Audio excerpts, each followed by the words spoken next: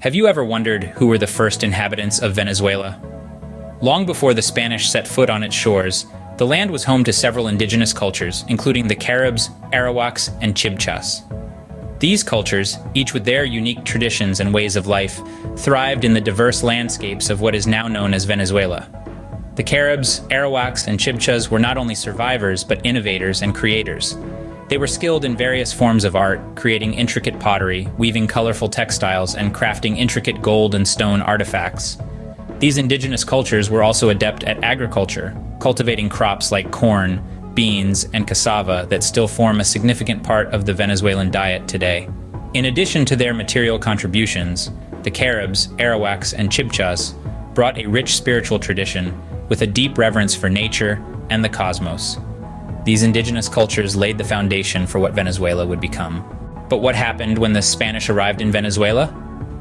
In the late 15th century, Spanish explorers, including Christopher Columbus, set their sights on the lush landscapes of Venezuela. The allure of untapped resources and the strategic location for trade routes led to the inevitable conquest by Spanish conquistadors. These conquerors brought with them more than just a thirst for gold and power.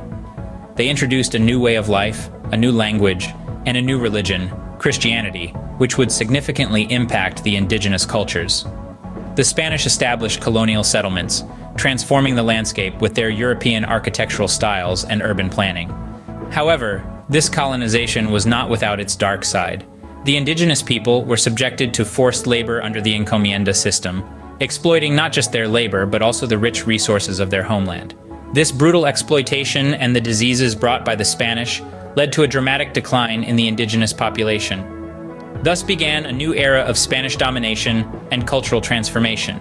But how did Venezuela break free from Spanish rule? This question brings us to the Venezuelan War of Independence, a pivotal chapter in the nation's history.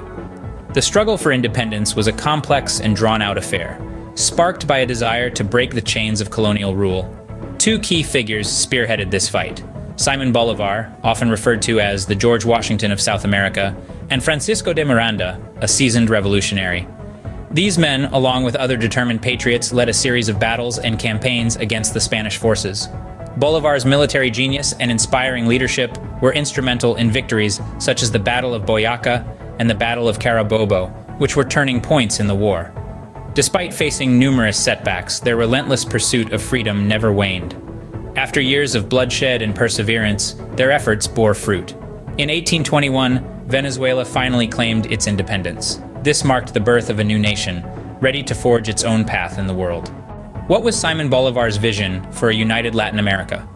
It was a vision of unity, strength, and independence for the nations that had just shaken off the yoke of Spanish colonial rule. This vision took form as Gran Colombia, a federation that encompassed present-day Venezuela, Colombia, Ecuador, and Panama. Bolívar, a key leader in the fight for independence, had a dream of a united Latin America, free from foreign influence and united in common cause. This federation, however, was not destined to last.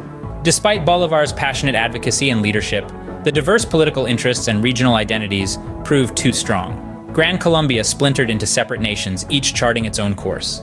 Venezuela, Colombia, Ecuador, and Panama became independent states, each with its own unique challenges and opportunities. Bolívar's dream of a united Latin America remained unfulfilled, yet his legacy continues to inspire and influence the region to this day. How did oil change Venezuela's destiny? With the dawn of the 20th century, Venezuela stumbled upon a new source of wealth: oil. The discovery of this black gold sparked an industrial revolution in the country, leading to the rise of a booming oil industry. This wasn't just an industry, it was a game changer. As oil wells sprouted across the land, Venezuela's economy underwent a remarkable transformation. The oil revenues were channeled into infrastructure development, education, healthcare, and other public services. This expansion of resources ushered in an era of prosperity and modernization. Cities began to grow, industries expanded, and Venezuela's global influence skyrocketed. The country was riding high on the wave of oil wealth. This valuable resource wasn't just fueling engines, it was fueling the entire nation, propelling it into the modern age. And so, the once farming-based economy morphed into one of the world's leading oil exporters. Oil wealth fueled Venezuela's prosperity and modernization. What happened during the era of Marcos Pérez Jiménez, you may ask? This notable period in Venezuela's history, the 1950s, was marked by the presidency of Marcos Pérez Jiménez, a military man who ruled with an iron fist. Jiménez's regime was characterized by authoritarian rule. He suppressed political dissent, controlled the media, and used the state's resources to consolidate his power. His government was known for its strict law and order policies, and its focus on modernization and infrastructure development. Despite the oppressive political climate, Jiménez embarked on ambitious infrastructure projects that greatly transformed Venezuela. Among these projects were the Caracas-La Guaira Highway, a major transportation artery connecting the capital city with the country's main port, and the Central University of Venezuela, a masterpiece of modern architecture and a symbol of the country's aspiration for progress. Despite his authoritarian rule, Pérez Jiménez left a lasting legacy on Venezuela's infrastructure. His era was a time of significant change, marked by both repression and development. But how did Venezuela transition to democracy? After gaining independence, Venezuela experienced alternating periods of civilian and military rule. The mid-20th century marked the country's shift towards democracy. It was a transition filled with optimism, yet marred by instability.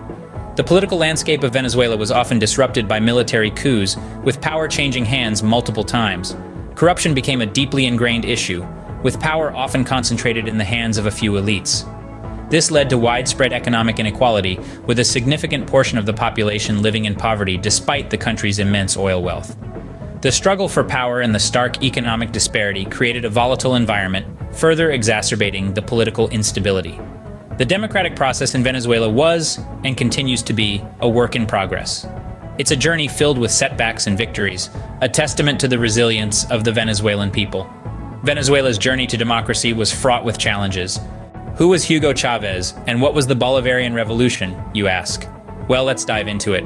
Hugo Chávez, a charismatic and polarizing figure, served as the president of Venezuela from 1999 until his death in 2013. He was a champion of socialist policies aiming to redistribute wealth and power in the country.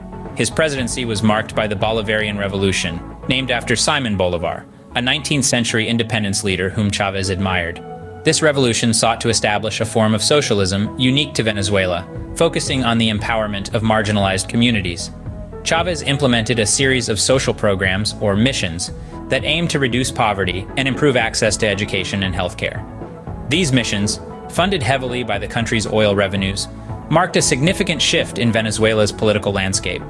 Despite criticism and controversy surrounding his leadership style and economic policies, Chávez remained a powerful symbol of resistance and change.